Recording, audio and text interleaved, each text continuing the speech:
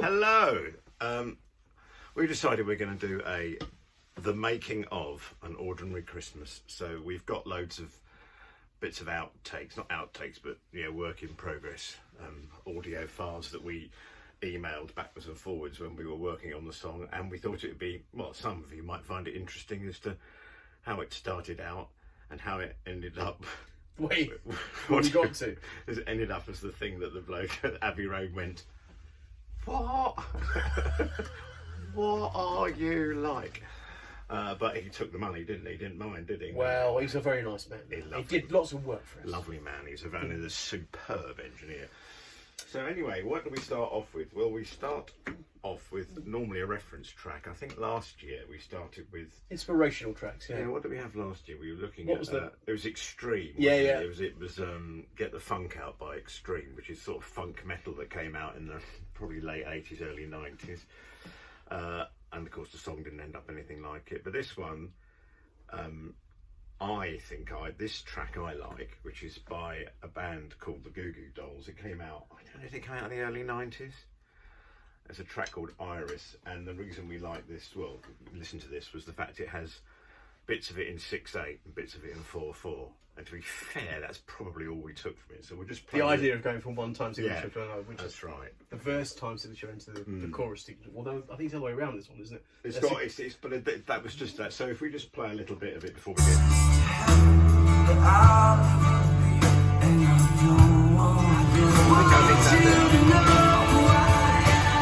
That's ringing.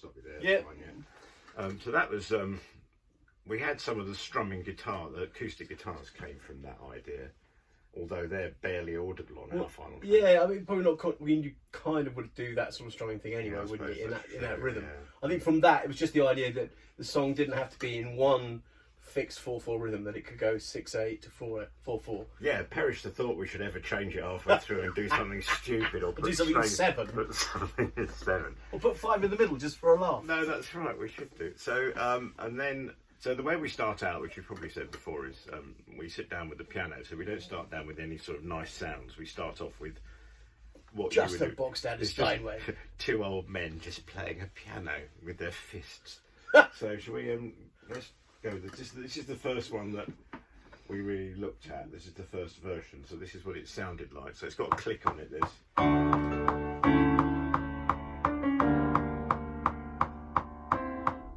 Oh wow! That is the I haven't heard this. No. For 6 months. No. It's like American Cop Show chords there. Yeah. Oh. I don't know what this is. This is someone falling off the piano.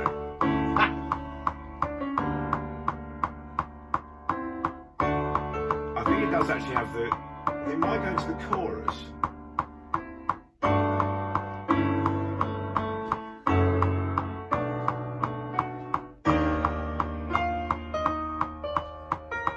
Oh. Yeah, I don't know what this was. Here we That's go. one idea. So I don't know whether it might go into the. Do we have a chorus? Oh yeah, that progression. But I've worked this out. That's in a different key. This is in D. Yeah. The upward progression. And then we eventually moved it to E because it just we thought, oh, we'll better sew it together anyway. But we just couldn't, not in that key. Oh, I don't know why that was early. Who knows? Oh, that bit there. Ha! Well, that was. So yeah. But you can hear bits of the song. The germ of the idea. Yeah. Before it all went wrong. Before we stopped. Before we completely tit up. Right. What's the next bit? Here we go. Oh. Right. Oh, this is when we decided we were going to do the quiet chorus. But this, I've listened. This has got. Oh, some pick little guitar bits. I played some acoustic guitar. which is terribly twee. It is quite nice, actually. I know, but we did bin it. Oh! And we put cello on it because that was diplomatically better. You're going to hell for that, young man! I know. I'm going to pay for that. So this is actually so at that point we were actually coming quite well on. Into another key. Yeah. So bits of this ended up on the final track, I think.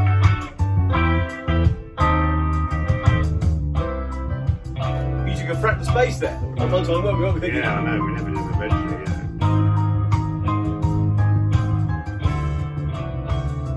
Right, I'm just fading into the next bit.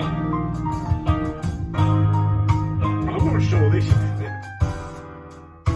is where we hadn't filled this out. Going somewhere else.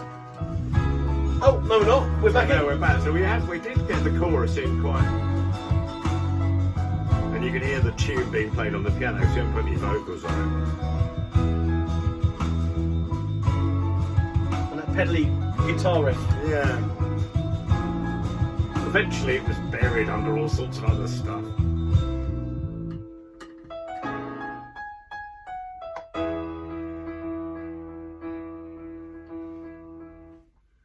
Lovely. First attempts at an intro. Oh, these are the intros now. This is the story in this, wasn't there?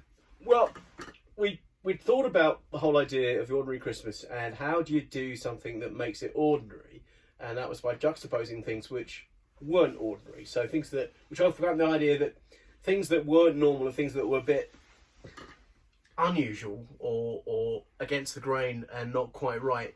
Bearing in mind the previous Christmas of reflecting the fact that Christmas last year was a bit of a disaster for some more than others. Yeah, and so we thought we wanted it to be sort of nasty and angular, but then be able to settle down into something nice. So they thought the intro should be quite discordant. So we had quite a few goes. This is, I think, one of the first goes. I mean, the concept being almost like the Wizard of Oz, where the house is going up and everything's going a bit bonkers.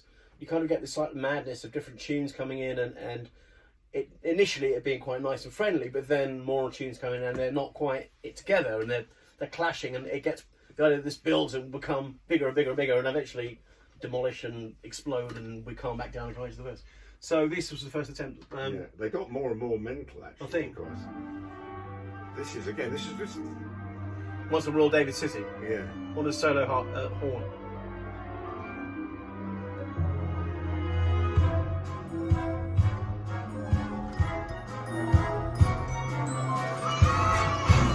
Get that guitar on there.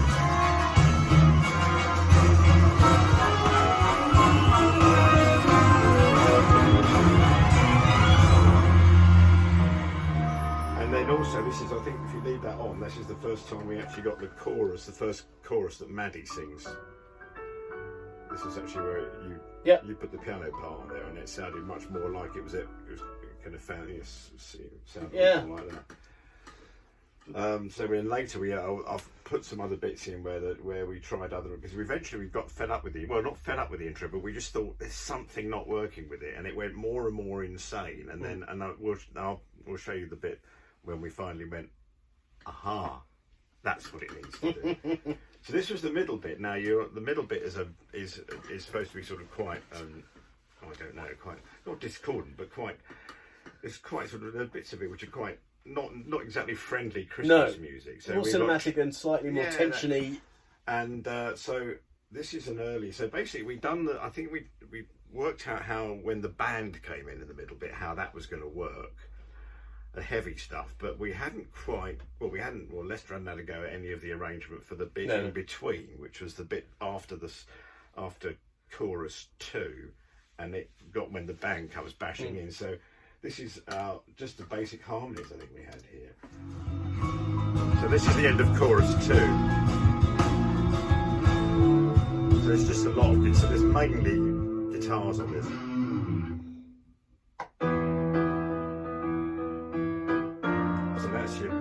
That's your tritone, but obviously all the time. The devil's always good with us. Exactly, and then put the secondary version on the chord to soften it up a bit. version B. So the chords are the same. Then now we got the, and this is what the guitars sound like without the rest of it on it. Oh, that'll fit.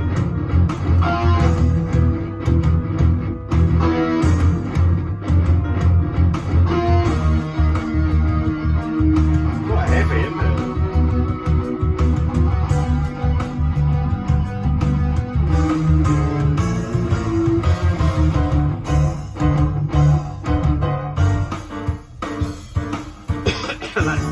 That's the solo bit from Chaz and Dave. Yeah, Chaz and Dave.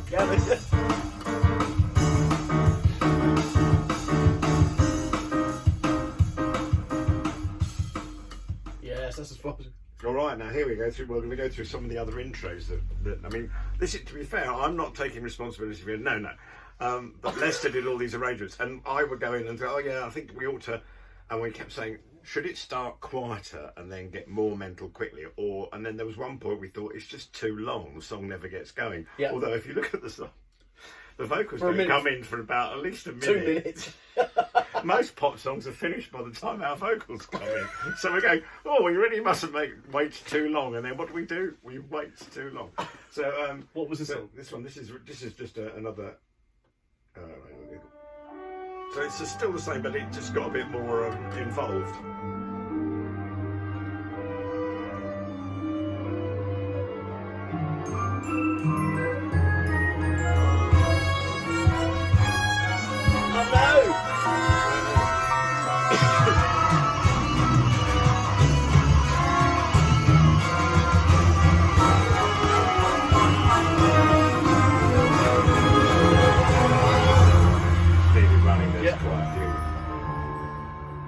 So that was quite fun, but then we didn't. Putting our own melodies from previous songs. That's right, yeah, the guitar bit is another last chorus. Oh, this is just the. We've done a lot with the last chorus. And then I was just saying, how are we going to do the big choir bit where the girls are singing.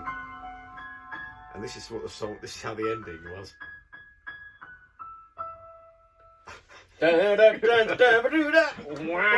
What a great ending.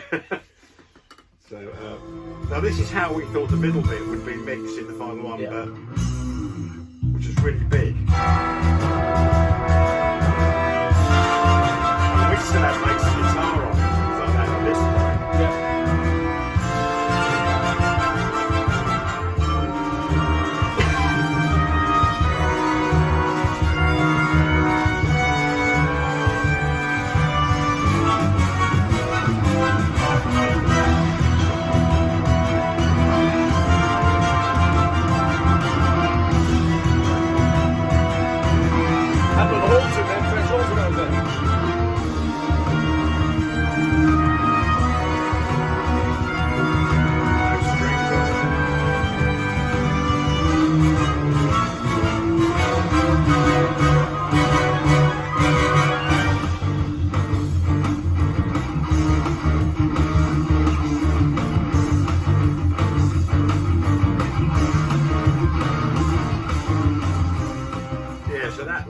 When we finally got it into the studio, we didn't tell him what we thought it should sound like. So we made that bit there really big, didn't we? And then when the band came in, it didn't increase in volume much. But he never listened to the whole track. He just built it up bit by bit by bit. So he heard it as it almost emerged out of the primeval swamp, whatever it is, primordial soup, whatever it is.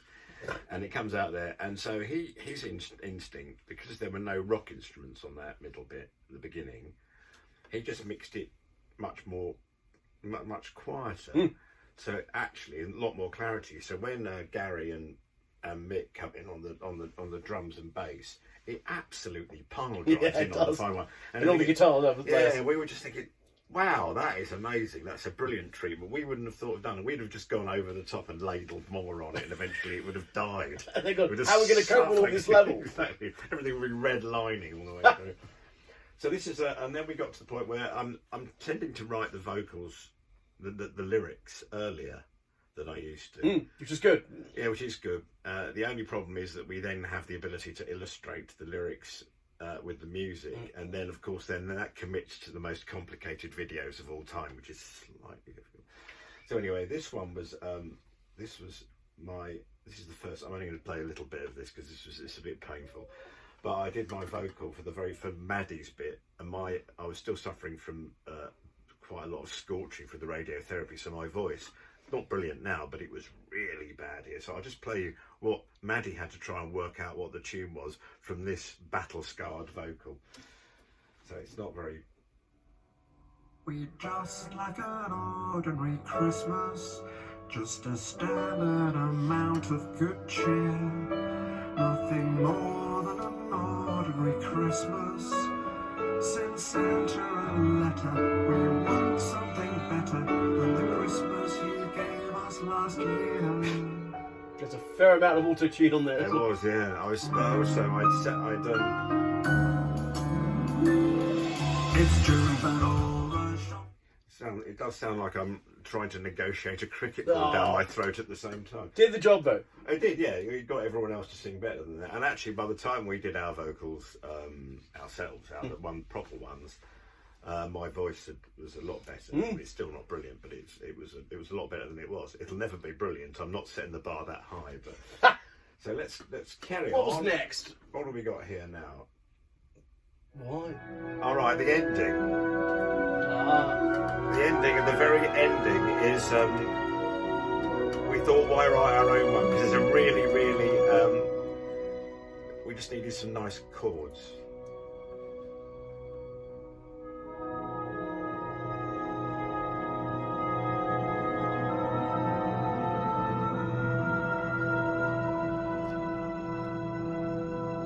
And that.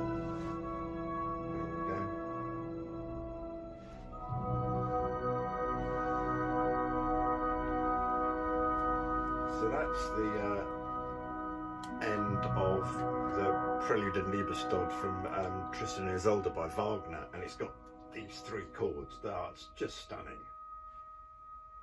Obviously, Wagner extends it longer than we did. Next year. Next year we'll do the full ring cycle. We'll show him. Yeah. So we just like those chords, but I imagined initially that we were going to take those chords and make it absolutely massive, but then Lester then had a different version, which is this is the instrumental version, which is the same chords, and these are exactly the same chords, not the same Just key. an ordinary Christmas this year.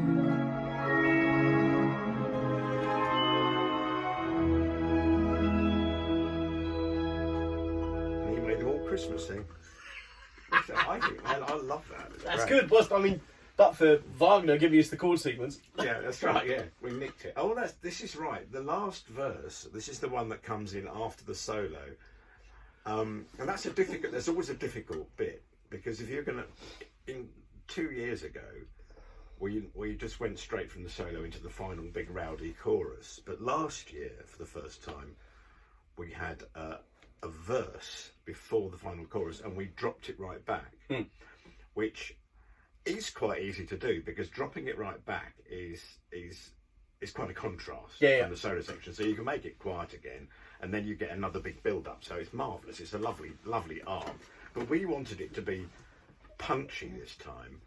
So this is one of the versions and this, Rod, play a bit of it. Yep. Well, it's not very much of it anyway. It just doesn't kick.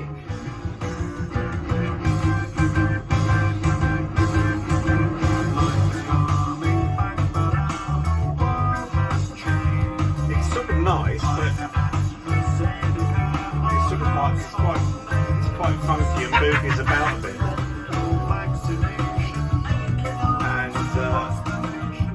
And we just didn't get it. We just thought, I don't know, is it really right? And then we basically made it kick ass a bit more. And when we finally did it with a lot more sort of stabbed chords and goodness knows, and big strings on it, and the guitars were sort of going bum, bum, bum, bum, all that sort. So it was much more stopped and digging groove, and bouncing around a bit more, and that was much better. Intros are so many. What's this? These are all the intros that we. These are the failed intros. The failed intros, the ones that did. Oh, backwards. Da-da-da-da-da-da. 'Cause it's an ordinary Christmas this year.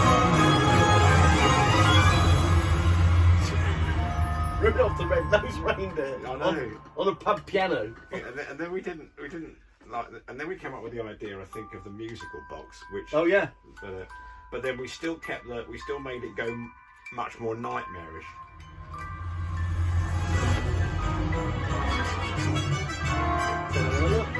As the string ideas rushing back there. Yeah. It's a bit Carry On Camping still though, isn't it? It's still you got Barbara Winton and Sidney James rushing about on a campsite. And then Lester said, "Oh, I don't know what I'm doing." He said, "But I think this is all right, and this is the one that made it, I think, which is putting Hark the Herald in."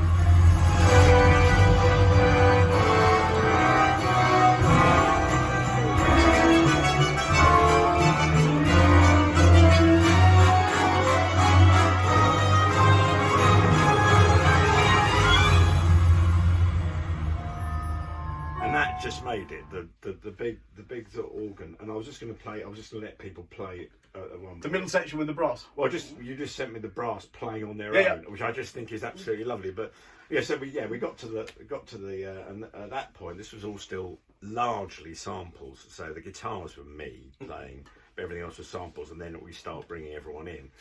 So there's quite a lot. There were quite a few brass players. We got instruments in we haven't had before. So we had bass trombone for the first time, and we had essentially classical trombones because we've had effectively big band players, so we had orchestral players this time. Tim Hayward, who is been stalwart of all our tracks, he sort of dabbles in both, but he's a great classical trumpet player. So he got his mate Dan Jenkins in, who plays for the BBC and the City of London Symphonia, and Dan liked the song last year, so we cheekily asked him if he wanted to appear on it. And he came down to Chelsfield and performed on it, and we got Tim's brother Simon Hayward to come in and play bass bone. That was lovely. And we did all the recordings in the church. Yeah, and the French horns, obviously. Yeah, the French horns as well. Yeah, 4 French horns and tuba. Yeah, and then we obviously had oboe, so we recorded nearly all the acoustic instruments in the church, which was thanks to Philippa Rook and Barry Fowle and Chris Mead for letting us in. And letting us have the church, which because game changer. Yeah, the acoustics are amazing in the church, and the Belldrinkers now have 2 extra microphones and a recording bit of equipment, plus all the lights and everything else. So that was the acoustics in the church are lovely, aren't they?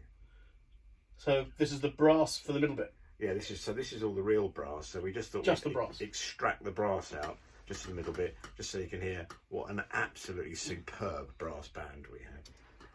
Oh.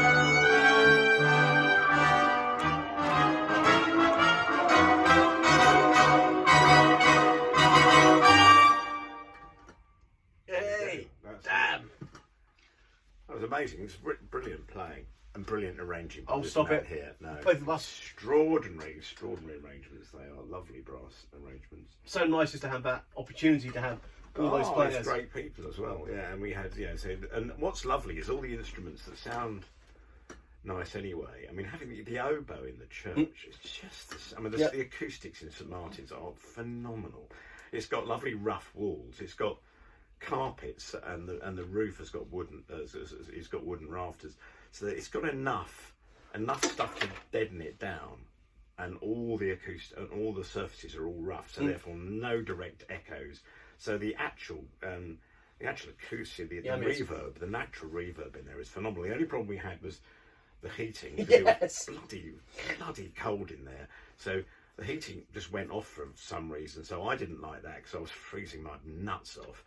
But of course, at that point, the microphones didn't pick up this sort of fans. And the other thing we had, there was I don't know, they were trying to get rid of sort of insects, so maybe it was an infestation fly of catcher flies thing. or something. Yeah. We couldn't work out where we thought this sort of static noise, and it was one of those blue things where the flies get onto it and get electrocuted. So we just got this sound of flies dying, you know.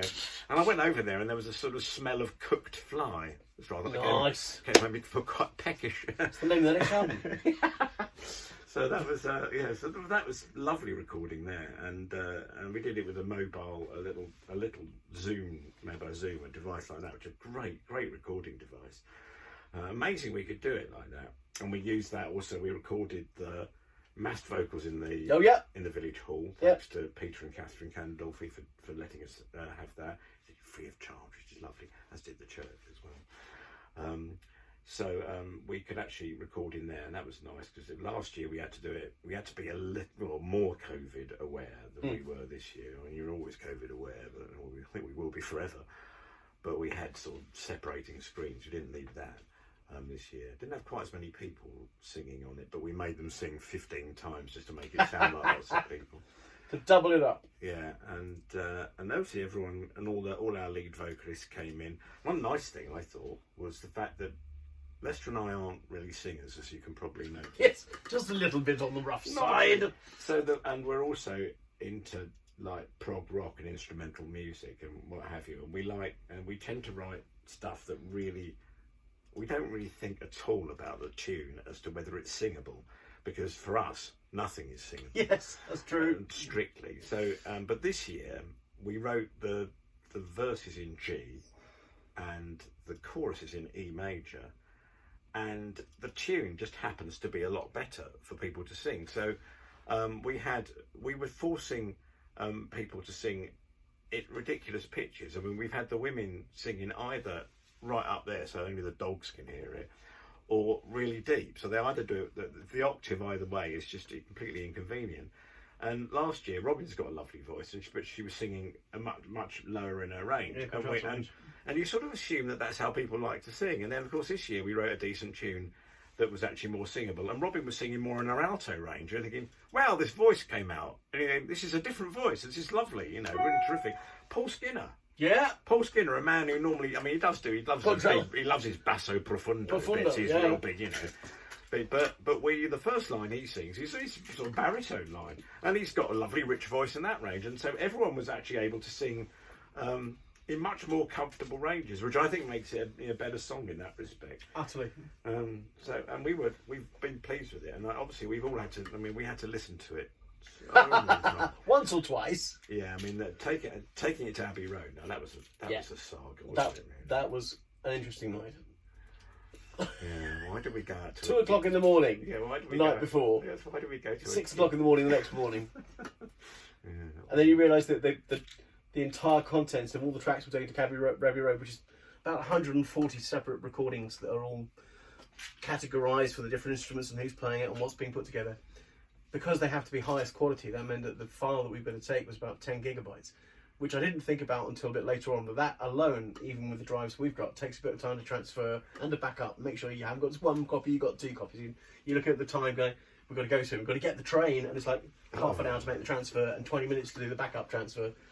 And then because it was all done in a bit, because before we'd mixed it ourselves, so therefore we're sitting there, and all the original files are sitting on the drives here, so we mix it in here.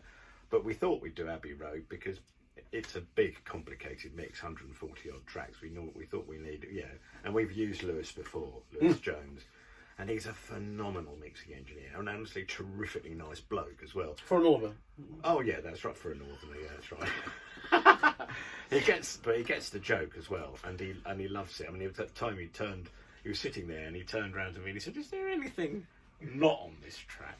As he just processed the Persian battle drums and the anvils.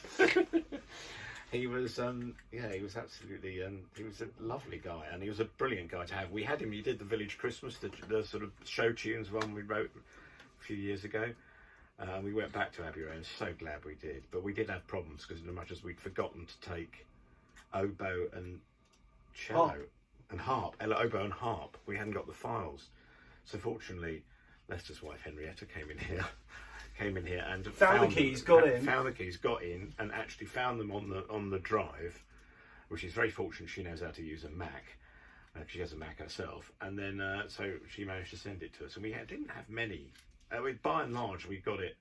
There wasn't too many problems. It was pretty good. There was one phone that came out on a vocal. Oh yeah, an EMP when the phone says that signal, and the speakers went. We won't say whose it is though. No, we won't say whose it is, but we will find him and kill him. But Lewis the way he raised his eyebrows, he went, "It's a phone." we're trying to go. We're really professional. We've let someone record a phone on a bloody vocal track. Oh. So yeah, the other thing we had as well. This was lovely because we recorded the drums. We recorded Gary Wilson, who's a phenomenally brilliant drummer, who's wonderful, just a great player. But we tried doing it in over at Well Hill. Wasn't ideal at times. There was don't think the equipment was right up to it. Went to a new place, Perryvale in Forest Hill. Forest Hill, yeah. What a phenomenal engineer he was. He was a brilliant guy. Into sort of like rock stuff. Didn't mind Gary bringing an absolutely enormous kit that he had to mic up from scratch. Sound check the kit in minutes. I mean, I thought we'd be sitting there listening to tom-toms being whacked repetitively for the next half an hour. Literally went round the kit in probably under 2 minutes. Got the sound right, knew exactly what he was doing. The most amazing sound. That was. Then we got properly good. Got Mickey playing bass in here, which was lovely. Andy Barkley as well. I can't mention Andy. Of course. Yes, he's sort of principal percussion of the LPO. We got him in and abused him, and he was going off on tour. It was the next morning. He was going next tour, so he said, "Could we record early?" So we got him in early, and he put on Piatti cymbals and two types of funeral snare. Yeah, that's right, and the other orchestral snare. Lovely. That was really nice to get sort of more sort of military sounding stuff. And if we'd mentioned too many people, we'll just leave people out. But there was just great stuff. And Maddie, that was lovely coming home, coming doing the vocal for us. Awesome. Yeah, we needed that sort of. Don't be rude. We didn't need the slightly individual vocals of our local friends to hit people quite that soon in the song. So we thought we'd have someone who was probably a little more used to singing, and she's got her own YouTube stuff channel and does lots of does her own material and cover versions. That's Phoebe Peak. Yeah, that's Phoebe Peak. That's her sort of performing name. And she's got a lovely, gorgeous voice. I mean, it's what I love. It's not one of those. It's natural. Yes, it's a lovely natural voice. It's not an affected voice, and she's not trying to sound like the current crop of singers. He said sounded like an old man who don't pronounce their words. They sing like they've had a stroke. They sing with their mouth slightly open, and she doesn't do that. She sings properly with diction. You see, exactly. Yes, it's like she's been taught to speak by someone who hasn't been recently tasered. So no, she's actually lovely. And then so we got her to sing at the beginning, and then we thought we'd just put her at the end as well. And I think it's a lovely, poignant moment. So, bookends. But the song does do what it normally does in the middle. Just goes completely nuts. But we hope it sort of. Our self-indulgence. Yes, it was a bit poignant bits of it, and most of it's sort of quite jolly. And the lyrics are, of course, complete nonsense. And we commit ourselves to stupid things like having to put dinosaurs in it, which seems like a great idea when you're writing the words. You think you can't really mention a dinosaur without putting it in the video. Well, over to you, mate. That's all you. Yeah, but then I found out they were extinct. I was shocked. That put me in a terrible position. So anyway, at the moment, I think the video, I mean, obviously the spot. If you want to see it, listen to it, it's on Spotify. The other thing I must mention is the instrumental version is out. We've released both. So if you go on Spotify or Amazon or Apple Tunes or whatever it's called, and all the other ones, Apple Music. Sorry, sound like an old man. Apple Tunes, the radiogram. Yes, you'll find it on a gramophone somewhere. The instrumental one is out as well, so you can stream them. We never make any money, but we don't do anything on Spotify.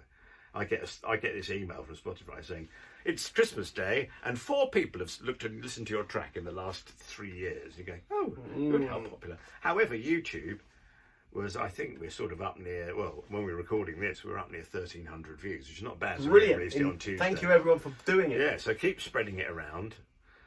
like COVID, spread it around, I want everybody infected with an ordinary Christmas. But we've had a marvellous time. For me personally, I had a bad year, and this was a lovely way of sort of coming into a bit of normality, and I think we are going to have a relatively ordinary Christmas. Hopefully. It's going to be done some more ordinary than last year, and we hope you do as well. So thank you all the people out there who performed on it and supporting us on it, and all the people who've sort of spread it around, and all the people who've just sent us messages saying, well, please, I can't wait for it to come out, and then you're thinking, and then they all seem to enjoy it, which is lovely, which is very satisfying for us, and it gives us an enormous amount of pleasure. I mean, we don't do it as some kind of altruistic thing. We just have such a laugh. We just have a laugh. Honestly, we wet ourselves with laughter most of the time. It's the most joyous experience. If other people like it, then that's a bonus. Exactly. The middle section, we realise that only really we like it and the people that perform on it. Most people, they watch the video and they see themselves singing, and they play the piano and what have you, and they're doing all the stuff and singing, and they're laughing at all the jolly jokes in there. And then it comes to the middle section, which is our little prog rock indulgence, and they very politely glaze over. Don't know why. They go, I think they're entranced, actually. Although they did like your synthesizer solo when you were smoking a pipe. This is it. That's a horrible thing, actually. It wasn't much fun. But it looked.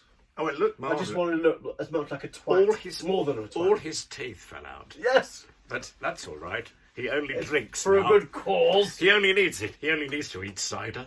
He'll be fine. Speaking of which, we are reaching to the witching hour. Anyway, so thank you very much. We hope you have an absolutely lovely Christmas. Keep sharing all this about, and we've got plans for next year already. Splendid. So we'll see you soon. Take care, everybody. Cheers.